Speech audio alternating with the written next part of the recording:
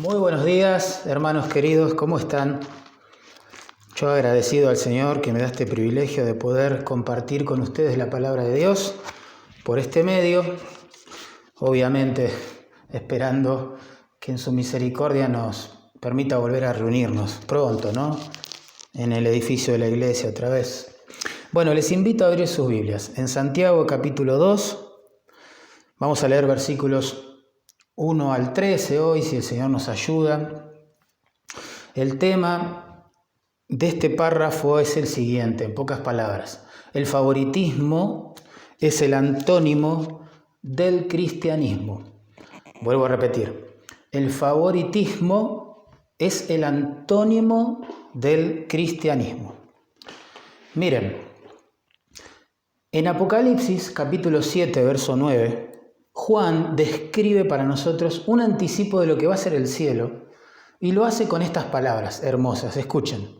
Dice: miré y he aquí una gran multitud, la cual nadie podía contar, de todas naciones y tribus y pueblos y lenguas, que estaban delante del trono y en la presencia del Cordero, vestidos de ropas blancas. Y clamaban a gran voz diciendo: la salvación pertenece a nuestro Dios, que está sentado en el trono, y al Cordero.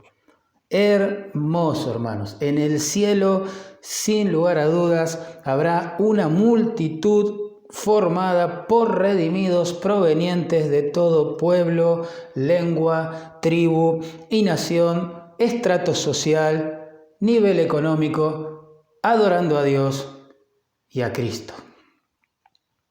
En el cielo de Cristo está claro, no va a haber favoritismos de ninguna clase, no va a haber acepción de personas, entonces tampoco deberían existir en la iglesia de Cristo en la tierra hoy. La fe en Cristo, hermanos, esto es lo que nos va a mostrar Santiago, no es compatible con el favoritismo entre los cristianos. El favoritismo es antónimo del cristianismo. Y Santiago nos va a explicar por qué. Nos va a dar 3 razones. Nos va a decir que el favoritismo es el antónimo del cristianismo, primero, porque es incompatible con el modelo que nos ha dejado el Hijo de Dios. Eso lo vamos a ver en versos 1 al 4. Segundo, es incompatible con los propósitos redentores de Dios. Versículos 5 al 7. Y tercero, es incompatible con el corazón de la enseñanza de la palabra de Dios. Versículos 8 al 13. Así que el favoritismo es el antónimo del cristianismo, hermanos, porque es incompatible con el modelo que nos dejó el Hijo de Dios, porque es incompatible con los propósitos redentores de Dios y porque es incompatible con el corazón de la palabra de Dios. Oremos. Dios, por favor, Señor, toma tu vara, toma tu cayado y pastorea el corazón de tu pueblo, mi Señor. Por favor, con tus palabras, tus palabras, para hoy. Por favor, a pesar del predicador, glorifica tu nombre, Señor. Restaura corazones, almas, vidas, nuestra iglesia, las iglesias. Por favor, te lo pedimos en el nombre de Jesús. Amén y amén. El favoritismo, hermanos, entonces, en primer lugar, es incompatible con el ejemplo, el modelo de vida que nos dejó el Hijo de Dios. El punto aquí central de estos primeros 4 versículos es mostrar que la iglesia que profesa tener fe en el glorioso Señor Jesucristo debe andar entonces como Él anduvo. Leemos verso 1, dice: hermanos míos, que vuestra fe en nuestro glorioso Señor Jesucristo sea sin acepción de persona. Punto. Ahí se enseña el principio que va a recorrer todo este párrafo. Nuestra fe en el Señor Jesucristo es incompatible con la acepción de personas o con el favoritismo. Bien, noten que otra vez Santiago usa esta expresión, hermanos míos, para hacer una transición a un nuevo tema, a un nuevo asunto, pero que está relacionado con el anterior. ¿verdad? Él, en capítulo 1, verso 27, acaba de declarar que la verdadera religión, ¿se acuerdan?, encuentra su expresión en el servicio práctico a los más necesitados. Noten lo que dicen, 1:27. La religión pura y sin mácula delante de Dios Padre es esta: visitar a los huérfanos y a las viudas en sus tribulaciones y guardarse sin mancha del mundo. Ahora, la religión pura y sin mancha referida exige que el creyente aprenda a aceptar a otros sin prejuicios y ayudarlos sin favoritismos. ¿Sí?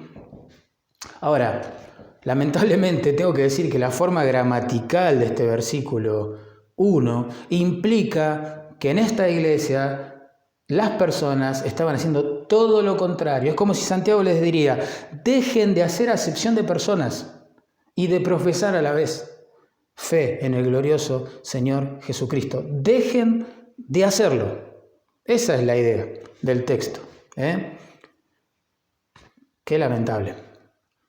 Ahora, la palabra que allí se traduce, acepción de personas, literalmente significa levantar el rostro de alguien, ¿sí? Lleva la idea de juzgar a las personas por su cara, juzgarlos por su apariencia exterior. El punto de Santiago es que no debemos juzgar a las personas basándonos en factores externos.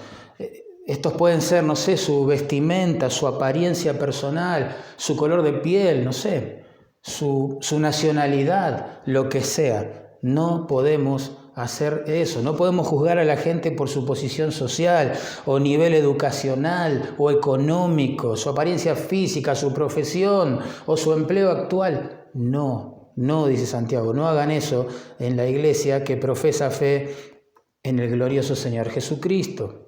Hacer acepción de personas en la iglesia es más que un acto de descortesía, hermanos, o irrespetuosidad, para con las visitas. Es mucho más que eso. Es un grave pecado contra Dios. Noten verso 9 conmigo.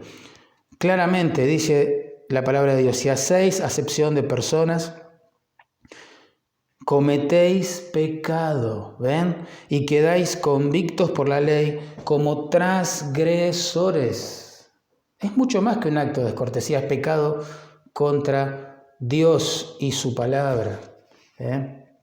Además, esa expresión que ahí se traduce, vuestra fe en nuestro glorioso Señor Jesucristo, le da una fuerza tremenda a este tema y a esta exhortación.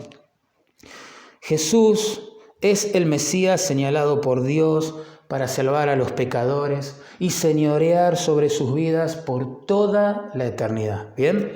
Ahora, lo asombroso del caso es que este Señor glorioso, ¿sí?, según 1 Corintios capítulo 2, verso 8, fue crucificado.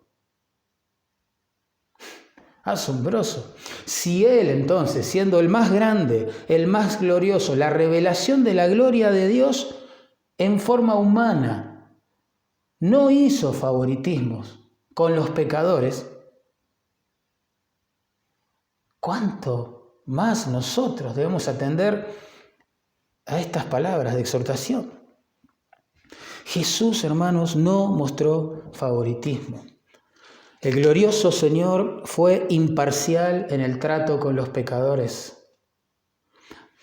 Aún sus enemigos, los fariseos y los saduceos, lo reconocieron.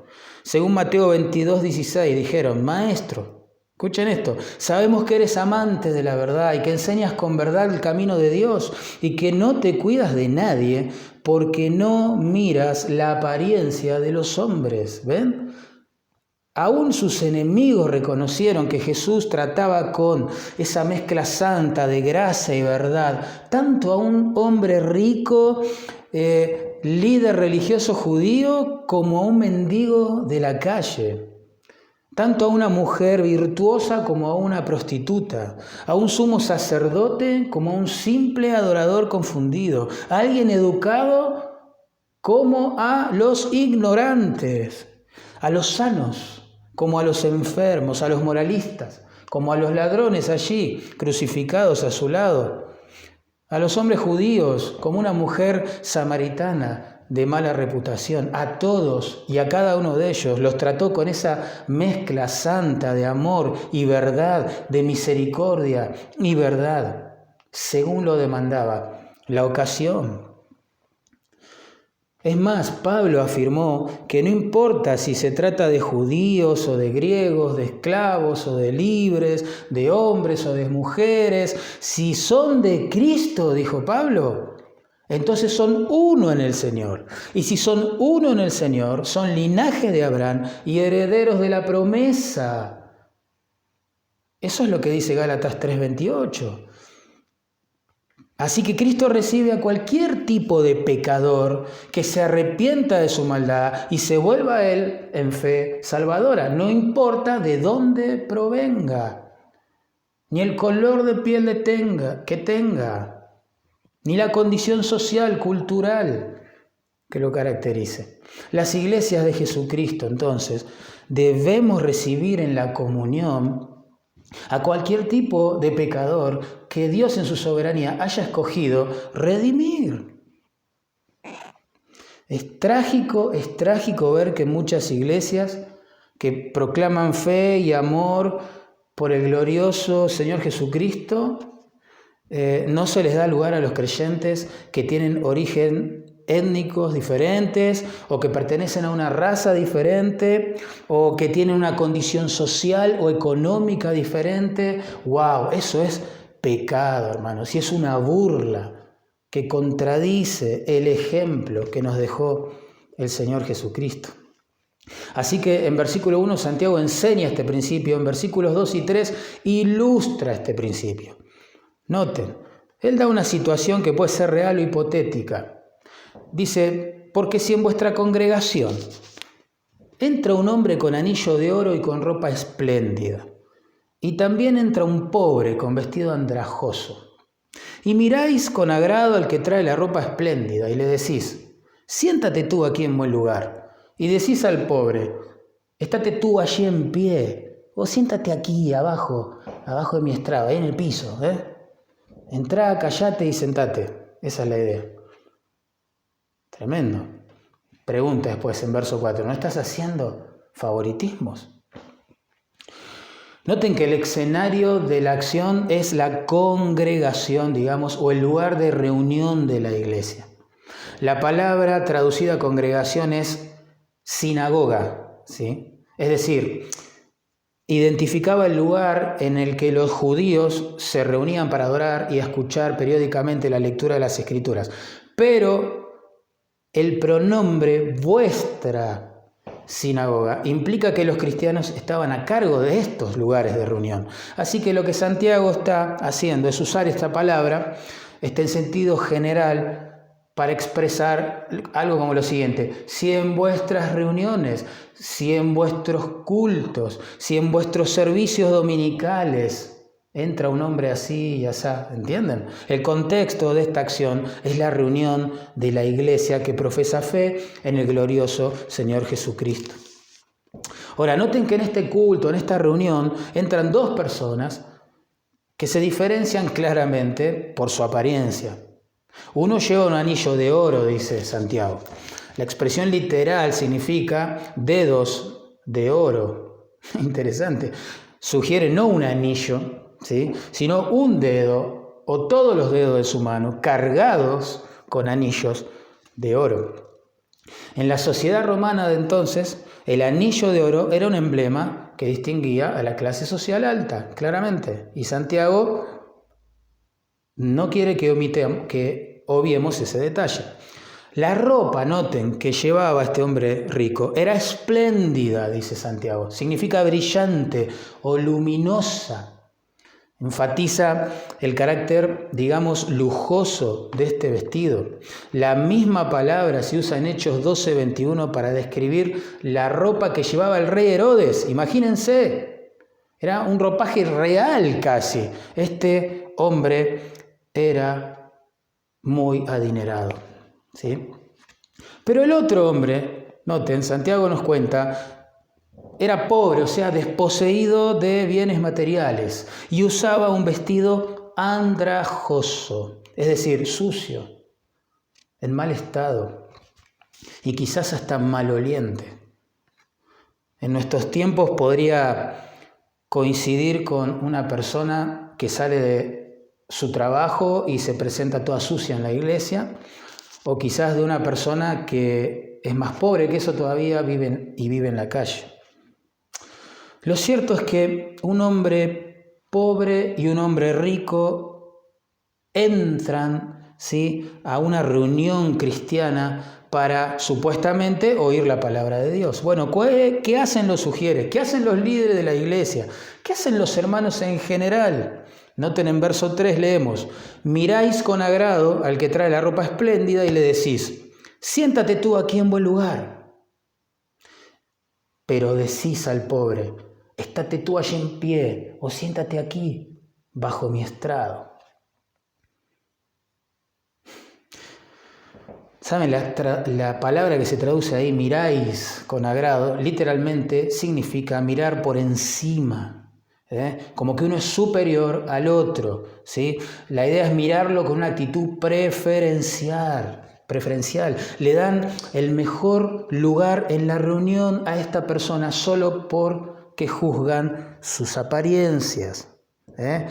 Este buen lugar es una referencia a aquellas primeras sillas. ¿Se acuerdan que Jesús nos dijo que tanto codiciaban los escribas y los fariseos en las sinagogas? Los primeros lugares, los reservados para gente importante, pero al pobre se le dice que debe permanecer en pie y si quiere sentarse, bueno, que se conforme con estar en el suelo, a los pies de una persona que sí está cómodamente sentado en el banco.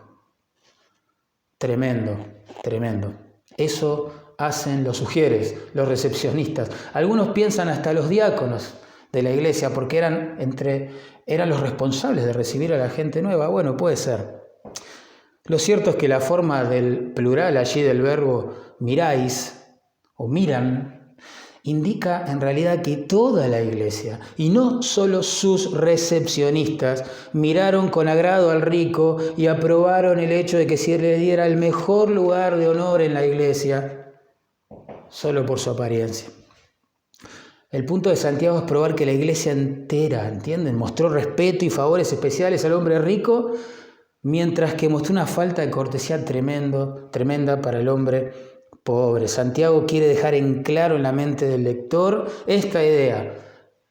Nadie, absolutamente nadie en esta congregación mostró amor, honor, deferencia por este visitante pobre.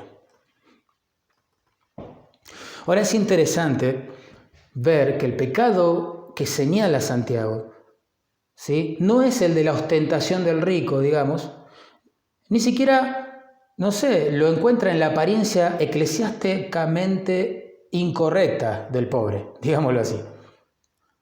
Santiago en realidad reprende el pecado del favoritismo de toda la iglesia. Se enfoca en la iglesia, no se enfoca en los visitantes. No era un problema de honrar a las visitas. Eso es saludable, eso es buenísimo. El problema acá es que honraron solo a una de esas visitas. Y lo hicieron al juzgar su apariencia. Sin embargo, en Romanos capítulo 15, verso 7, Pablo exhortó a la iglesia con estas palabras: recibíos los unos a los otros, como también Cristo nos recibió a nosotros, para la gloria de Dios, ¿entienden? Cristo es el punto de Pablo, nos recibió con gracia a nosotros, los pecadores. ¿Cómo ahora, siendo parte de su iglesia, no vamos a recibir con gracia a las visitas que vienen a escuchar su palabra? Y piensen además, ¿cómo estábamos nosotros, espiritualmente hablando, cuando Cristo nos recibió en su gracia? ¡Wow! En mi caso, yo lo tengo muy claro. Cristo me recibió en gracia cuando en realidad debería haberme echado a patadas de su santa presencia por causa de mi pecado, ¿sí? El punto es que fuimos amados, perdonados, adoptados como hijos, recibidos y amados sin merecerlo. Así que, hermanos, sean ricos o pobres, hombres o mujeres, abuelos o niños, esclavos o libres, todos son uno en Cristo Jesús si han respondido con arrepentimiento y fe al Evangelio. Ese es el punto. En versículo 1 nos enseñó el principio, Santiago. En versículo 2 y 3 nos dio un ejemplo que ilustra ese principio. Y ahora en verso 4 nos llama a todos a una examinación personal. Él concluye el primer argumento, con una pregunta retórica. ¿No hacéis distinciones entre vosotros mismos y venís a ser jueces con malos pensamientos? La respuesta obvia a esta pregunta es sí, totalmente. Totalmente. Hacemos distinciones entre nosotros en el seno de la iglesia y estamos comportándonos como jueces con malos pensamientos. La palabra que allí se traduce distinciones, literalmente significa juzgar, distinguir para escoger entre varias opciones. Implica aquí una mala actitud de vacilación, ¿no? ¿Cómo puede ser? Miro, digamos, a estas dos visitas y dudo en mi interior si tengo que elegir a una o a la otra para demostrarle honra, respeto y deferencia, y me quedo con la que tiene la mejor apariencia. Tremendo. Lo interesante siempre en estos casos es que la balanza de la honra suele inclinarse hacia la persona mejor vestida, más simpática o más parecida a nosotros, a nuestro grupo local. Si se duda en la mente ya pensando a cuál de los dos hermanos se debe recibir con amor, es porque ya estamos haciendo distinciones, favoritismo, y el favoritismo es el antónimo del cristianismo. Santiago dice, se están portando como jueces con malos pensamientos, porque estos criterios de selección que ellos utilizaban para definir a quién darle honra y a quién no, eran completamente malos, desagradables a nuestro Dios. Ellos se estaban portando como jueces con malos pensamientos porque juzgaron el caso, ¿sí?, de forma superficial, mundana, pecaminosa, y no de forma bíblica. Dijeron en su corazón, bueno, a ver, honremos a este hombre rico. Porque en realidad nosotros queremos una iglesia compuesta por miembros como él. ¿Cómo nos encantaría recibir cada domingo visitas como esta y no como esta? Tremendo. Pero estaban juzgando según las apariencias. Quizás el rico fue a la iglesia solo para aparentar piedad. Y el pobre, de todo corazón, con toda humildad, fue a escuchar la palabra de Dios. Eligieron mal, quizás. Quizás tenían en su mente esos criterios antibíblicos que vemos reflejados en los evangelios, donde la gente pensaba que la gente próspera era la que Dios bendecía y la gente pobre era la que Dios desechaba, ¿no? Y por supuesto eso no es una verdad bíblica, es un mal pensamiento. O quizás juzgaron a estas dos personas sobre la base de sus propios malos valores, pensamientos, que son materialistas, interesados, egoístas, mundanos, y no piadosos y bíblicos. Quizás pensaron en la ofrenda que el rico podría aportar, o en los contactos laborales que les podría ofrecer, o en la palanca, ¿sí?, que los tribunales de justicia, como vamos a ver después, podría conceder. Pero lo cierto es que Santiago dice que entre los que profesan fe en el glorioso Señor Jesucristo, esto es maldad. Y no solo falta de hospitalidad, esto es maldad. Así que el favoritismo es el antónimo del cristianismo, porque es incompatible en primer lugar con el ejemplo que nos dejó el Hijo de Dios. Ahora en los versos 5 al 7 vamos a ver que el favoritismo es el antónimo del cristianismo porque es incompatible con los propósitos redentores de Dios. ¿Sí? Vamos a ver en los versículos 5 y 6 la actitud misericordiosa que tiene Dios para con los pobres, y en la segunda parte del versículo 6 y 7, la actitud odiosa que tiene este tipo de ricos hacia los pobres. Así que comencemos viendo en verso 5 la actitud amorosa de Dios hacia los pobres. Dice: hermanos míos amados, oíd, subraye eso en su Biblia, oíd. ¿No ha elegido Dios a los pobres de este mundo para que sean ricos en fe y herederos del reino que ha prometido a los que le aman? Santiago dice: hermanos, escuchen, por favor, piensen en esto por un momento.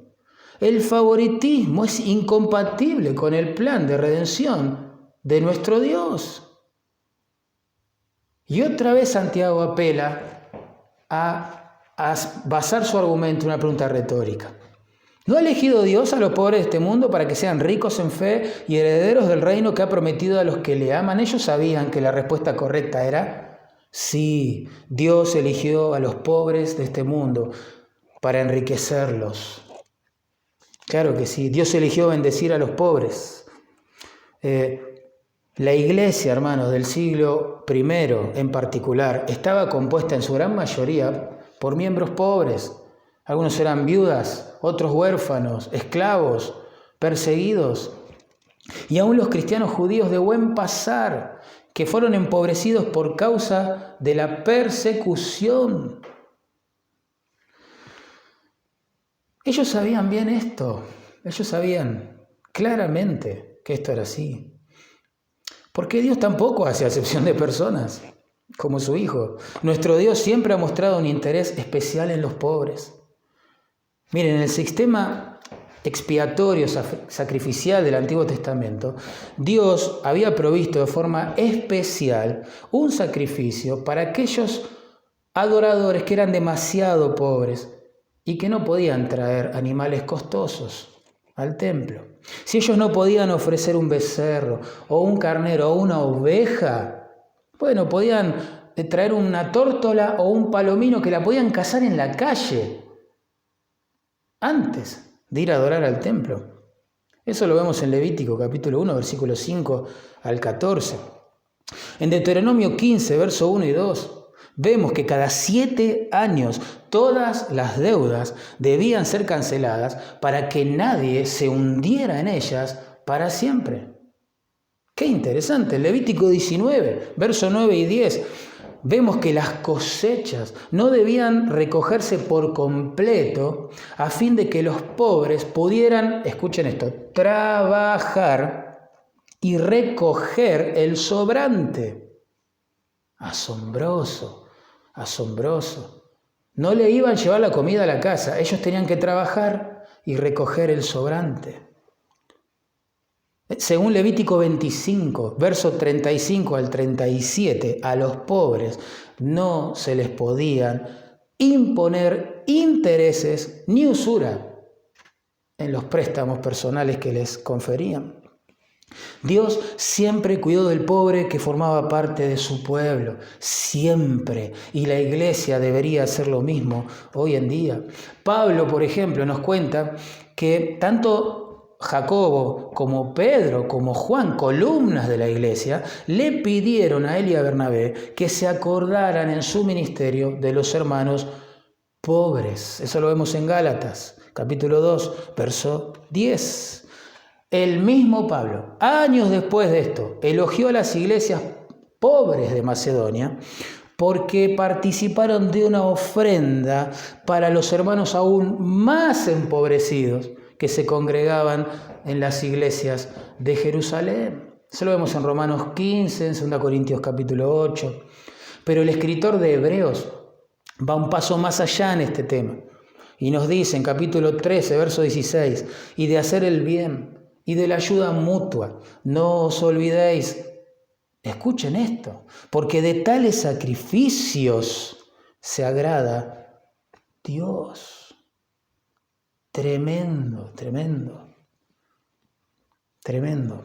Cuidar de nuestros hermanos empobrecidos es un sacrificio de adoración muy agradable a los ojos de Dios.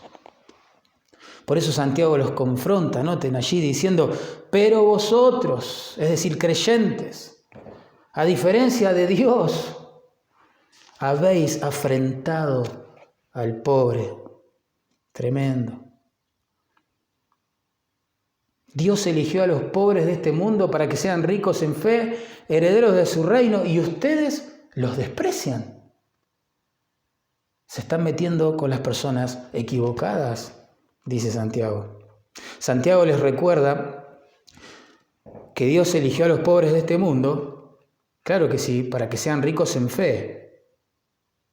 Eso es muy lindo, porque aunque la mayoría, ¿sí?, de los integrantes de su pueblo quizás nunca sean ricos y famosos en cuanto a bienes materiales y honor terrenal, Dios les asegura que serán ricos en fe. Dios les dará la fe necesaria para creer en Cristo y ser salvos, y también para perseverar en Cristo hasta heredar el reino eterno, en la gloria, en el reino de Dios, hermanos. Las cosas no funcionan como es en este mundo. El valor personal no se mide por las riquezas, por las apariencias, por la clase social, por el nivel cultural, sino por la fe en este glorioso Señor Jesucristo. Es más, miren, el mismo glorioso Señor Jesucristo dijo que el hombre más grande que hubo jamás vivido fue uno que nunca fue a la universidad, que no contaba con dinero, ni rango militar, ni posición política, ni prestigio social. Este hombre nunca vistió ropa fina y tampoco pudo saborear comida fina. Sin embargo, Jesús dijo, entre los que nacen de mujer, no se ha levantado otro mayor que Juan el Bautista. ¡Wow! Mateo capítulo 11, verso 11. Esa es la actitud misericordiosa de Dios para con estos pobres materialmente, que también son pobres en espíritu, se humillan, creen en el Señor. Pero noten la actitud odiosa ahora del rico de este tipo de ricos, ¿no?, hacia los pobres. Verso 6, la segunda parte dice, ¿no os oprimen los ricos? ¿Y son ellos mismos los que os arrastran a los tribunales? Escuchen, ¿no blasfeman ellos el buen nombre que fue invocado sobre vosotros, es decir, el nombre de Cristo? Como que Santiago le dice, ustedes están haciendo todo al revés. ¿No son los ricos los que se aprovechan económicamente de ustedes? ¿No son ellos los que los arrastran a los tribunales civiles para luego demandarlos y quitar lo poco que tienen? Santiago se va a explayar mucho más en cuanto a este tema en el capítulo 5. ¿No blasfeman ellos el buen nombre de Cristo que ustedes invocan todo el tiempo en sus reuniones? Wow, claramente tenemos que inferir que estos ricos referidos aquí no son creyentes convertidos a Jesucristo. Seguramente se trataba de judíos religiosos ricos que no consideraban a este glorioso Señor Jesucristo como su Mesías, como su Señor y Salvador. El problema que estos tenían para con los cristianos es que invocaban el mismo nombre, el de Cristo, que estos religiosos, moralistas, querían silenciar. Bueno, alguno quizá a esta altura diría, pero perdón, Jesús mismo nos mandó a amar a nuestros enemigos. Sí, claramente, amar a nuestros enemigos, pero no salamear a nuestros enemigos, no adularlos para después sacarles provecho. Eso es característica de los apóstatas, nos enseñó Judas en su carta.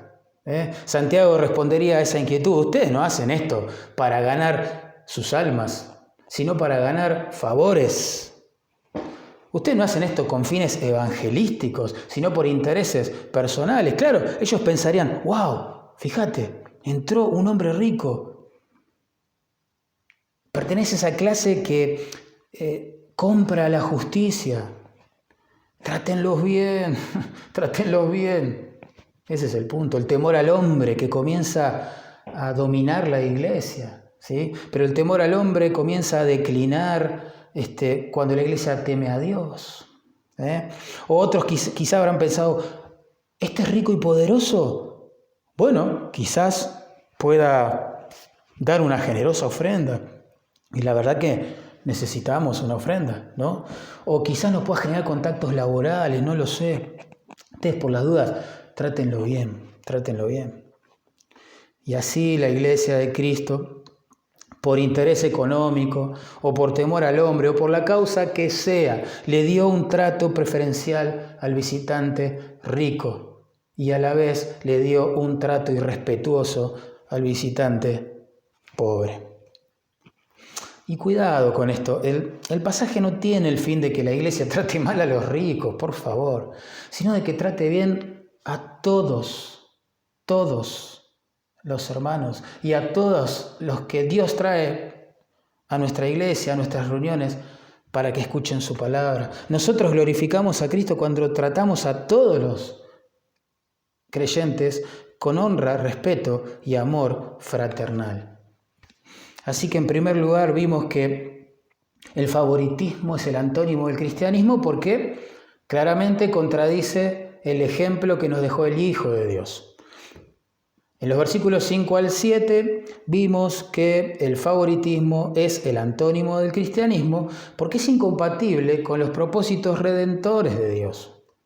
Bien, ahora vamos a ver que el favoritismo es el antónimo del cristianismo porque es incompatible con la enseñanza central de la palabra de Dios. El punto es que el favoritismo no solo es contrario al ejemplo de Jesús y a la elección de Dios, sino que es una violación de la misma ley o palabra de Dios. Eso es lo que va a decir Santiago ahora. Noten, verso 8.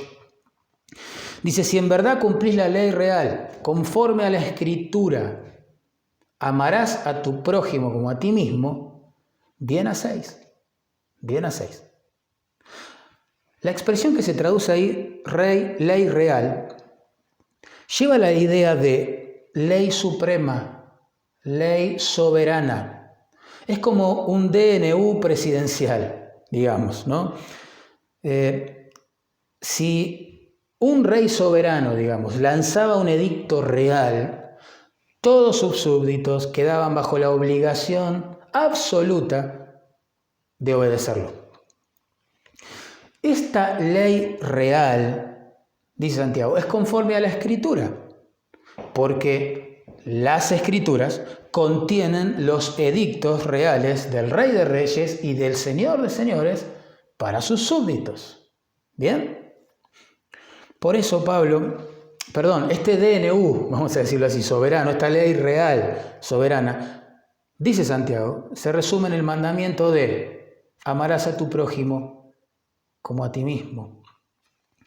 Traigamos las palabras del Señor Jesús a la mente. El primer y gran mandamiento es amar a Dios y el segundo es amar al prójimo como a uno mismo. Por eso Pablo dijo en Romanos 13:10 que el cumplimiento de la ley es el amor.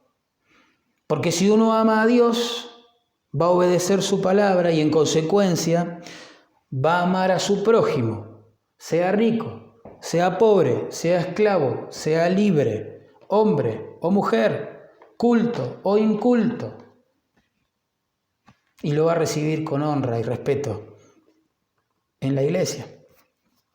El amor a uno mismo, digamos, hace que nos duela mucho ser maltratados o ser destratados o ignorados o menospreciados en cualquier reunión pública. No sé si alguna vez te pasó, entrar a un lugar, está lleno de gente, nadie te saluda, nadie te conoce, sos ignorado completamente. Ahora, qué horrible que eso suceda en la iglesia de Dios. A nadie le gusta pasar por esa experiencia.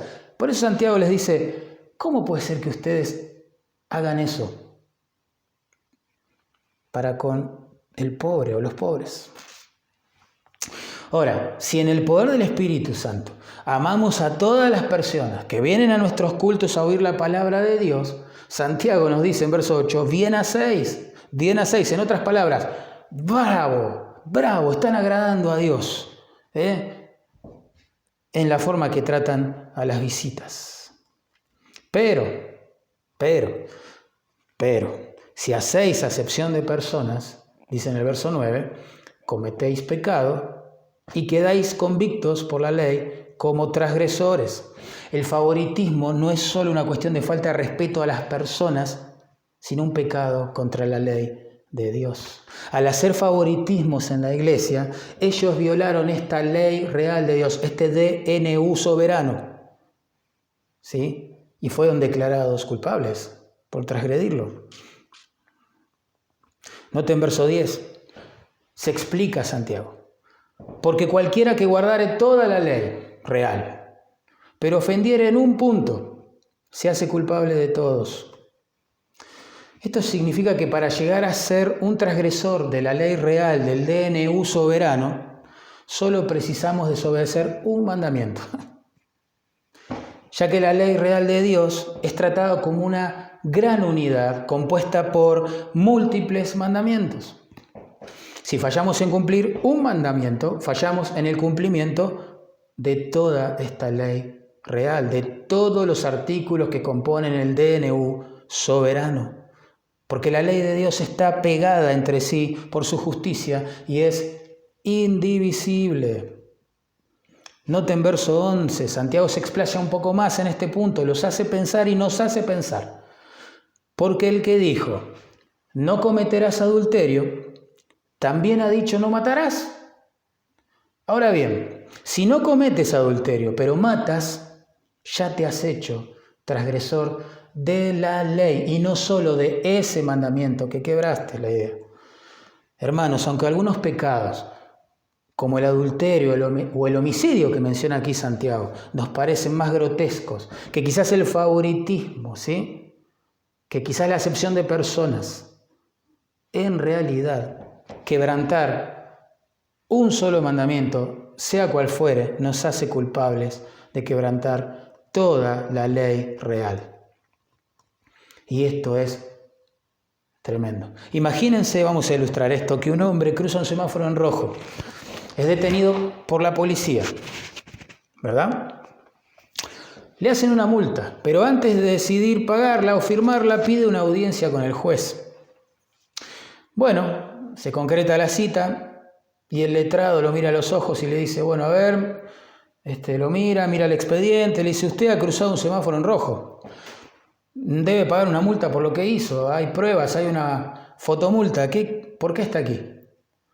Y este hombre responde, es cierto, lo hice, señoría, crucé el semáforo en rojo, pero quiero decirle también que yo soy un buen padre, soy un buen esposo y un buen trabajador.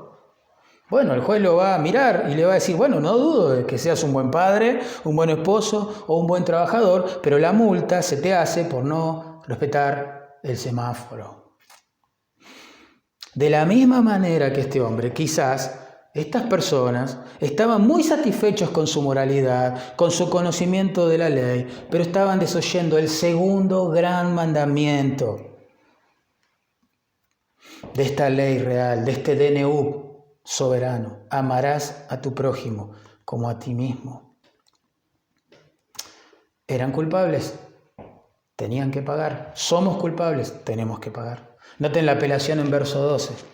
Así hablad y así haced, como los que habéis de ser juzgados por la ley de la libertad. Tremendo. Ahora parece Santiago darle otra connotación a la ley, ¿no? Le llama la ley de la libertad. Ya hemos probado en esta carta y en el resto del Nuevo Testamento que esto es una referencia al Evangelio.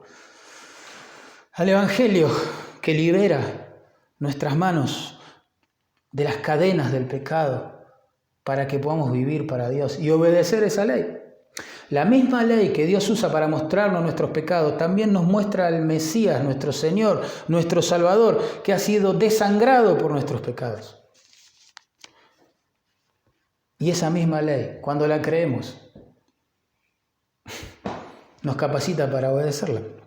Libertad no es hacer lo que uno quiere en las Escrituras. Libertad es hacer lo que Dios quiere. Y esta ley de la libertad, insisto, nos libera del poder agobiante del pecado para que podamos obedecerla. Es como que Santiago les dice, basta ya de esto, vivan y obren como verdaderos creyentes que han sido libertados del pecado para poder obedecer la ley de la libertad y amar al prójimo, ¿sí? como se aman a sí mismos. Santiago lo que le quiere decir es, no tienen excusa, no tienen excusa.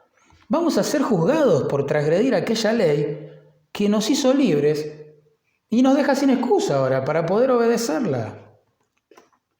Tremendo. Y noten la advertencia final, en verso 13.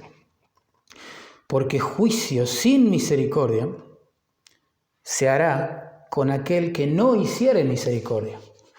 Y la misericordia triunfa sobre el juicio. Palabras tremendas. La persona que nunca ha mostrado misericordia y siempre ha ido a la iglesia es un creyente profesante. Eso es lo que quiere decir Santiago. Esa persona va a ser tratada sin misericordia en el juicio final. Porque cuando una persona que asiste a la iglesia por años, de los años, hasta quizás participa de los ministerios, no sé, pero vive una vida sin mostrar misericordia por los demás, está dando evidencia de que ella misma nunca ha respondido en arrepentimiento y fe, ¿sí?, ante la misericordia de Dios que se refleja en la cruz y en la tumba vacía de Jesucristo. Esa persona no saboreó misericordia, por lo tanto no puede dar misericordia y va a ser tratada en el juicio final sin misericordia. Solo le espera condenación eterna porque es un transgresor de la ley. Pero cuando el creyente, a pesar de que le cuesta, a pesar de que lucha contra su pecado, su egoísmo, su vida autocentrada, a pesar de eso decide en comunión con Dios y en el poder del Espíritu morir a sí mismo y tratar con misericordia a los demás como Dios lo trata a él, da evidencia de haber sido libertado del poder del pecado por medio del Evangelio. Entonces él sí va a ser tratado con misericordia en el juicio final. El mostrar misericordia, hermanos, aquí, cuidado con esto, no es una manera de acumular méritos personales para merecer la salvación. No está diciendo eso Santiago. Repito, por las dudas, el mostrar misericordia no es una manera de acumular méritos personales para merecer la salvación. Es una evidencia de que hemos sido salvados del poder de nuestro pecado por la misericordia de Dios revelada en el Evangelio. Ahora sí podemos amar a las personas. Ahora sí podemos tratarlas sin favoritismos. Porque el amor de Dios, dijo Pablo en Romanos 5:5, ha sido derramado en nuestros corazones por medio del Espíritu Santo que nos fue dado. Y con ese amor de Dios sobrenatural, que es un don, amamos a Dios y amamos al prójimo. ¿Entienden? Así que la misericordia aquí referida no es un mérito para la salvación, es una evidencia de que una persona ha sido salvada. De hecho, es lo que va a tratar a partir del verso 14 al 26 del capítulo 2. La fe sin obras es muerta. Somos salvos por la sola fe. Pero la fe que salva nunca está sola, siempre viene acompañada de una transformación de vida, una vida nueva que se caracteriza, entre otras razones, por hacer buenas obras y por amar al prójimo. Es en este sentido que la misericordia, como dice allí al final del verso 13, triunfa sobre el juicio, porque aunque merecemos ira, juicio y condenación por haber violado la ley de Dios en múltiples ocasiones, Dios decidió condenar, juzgar y tratar con ira a su Hijo en la cruz, en nuestro lugar. Siendo que ni siquiera habíamos nacido, ni siquiera se lo habíamos pedido, ni siquiera quizás veíamos importante que Él lo hiciera. Porque aunque vivió una vida pura y sin pecado, nuestro glorioso Señor Jesucristo fue crucificado como si fuera el peor de los pecadores. Pero Él, dicen las Escrituras, murió en lugar de los pecadores. Herido fue por nuestras rebeliones, escribió Isaías, molido por nuestros pecados.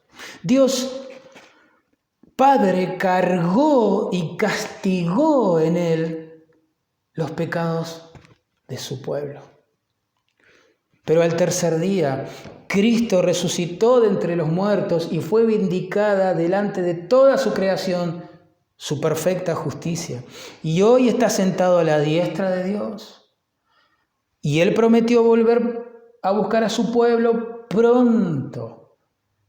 Él también dijo que va a juzgar a los vivos y a los muertos por sus obras, por sus pecados. Y el versículo 10 dice que todos hemos pecado.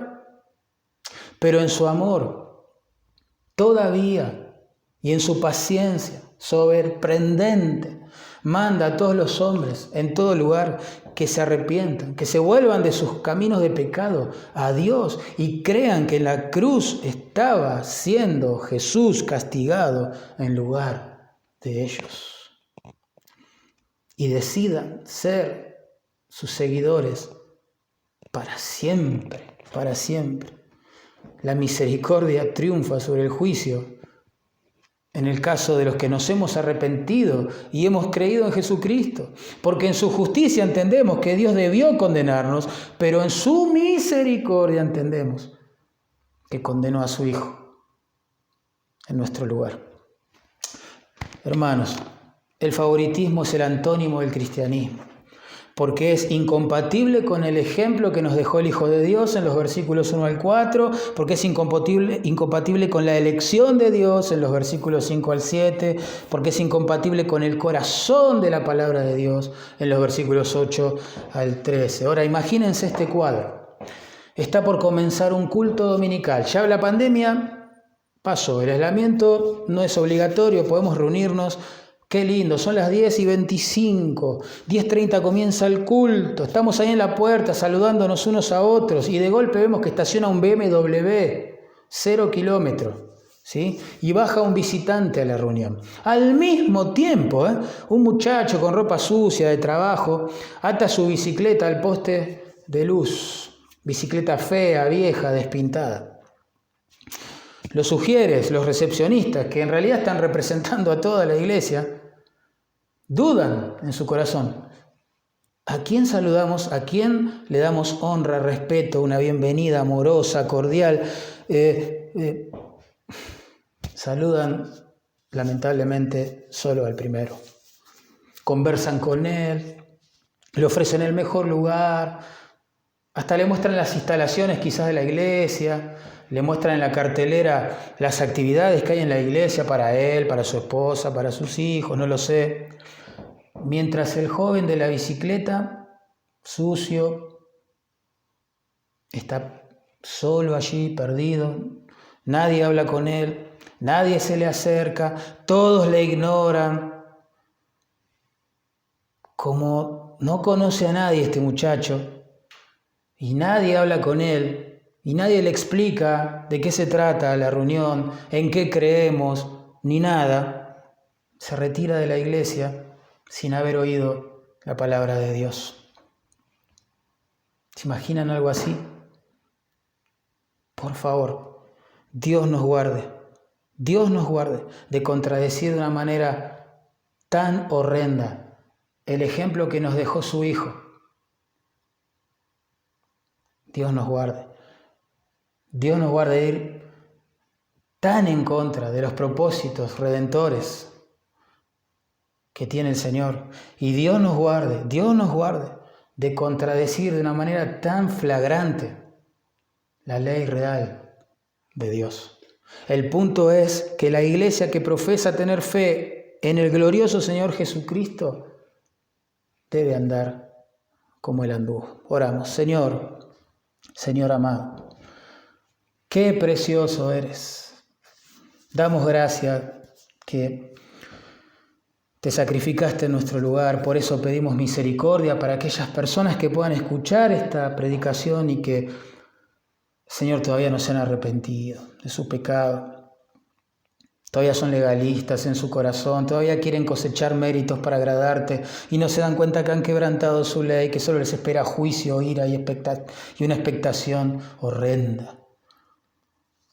Que no van a ser tratados con misericordia porque no han saboreado por la fe tu misericordia. por favor, sálvales, Señor. Llámales al arrepentimiento y la fe. Y también oramos por nuestra iglesia y por los creyentes de otras iglesias que puedan estar escuchando este mensaje. Guárdanos a todos de hacer favoritismos, porque es el antónimo del cristianismo, porque no tiene nada que ver con el modelo que nos mostró tu Hijo, porque contradice completamente, Señor, tus propósitos salvíficos, tu elección de conformar a la iglesia con pecadores comunes y corrientes como nosotros, los don nadie, los viles, los menospreciados de este mundo, para avergonzar a los fuertes y a los sabios. Y porque es una desobediencia abierta, Señor, a tu palabra. Guárdanos, Señor, que seamos una iglesia cada vez más amorosa, y que todos sepan que somos tus discípulos, porque nos amamos unos a otros. Que todos sepan que Cristo está en nuestra iglesia, porque amamos a todo tipo de visitas que vienen a escuchar tu palabra.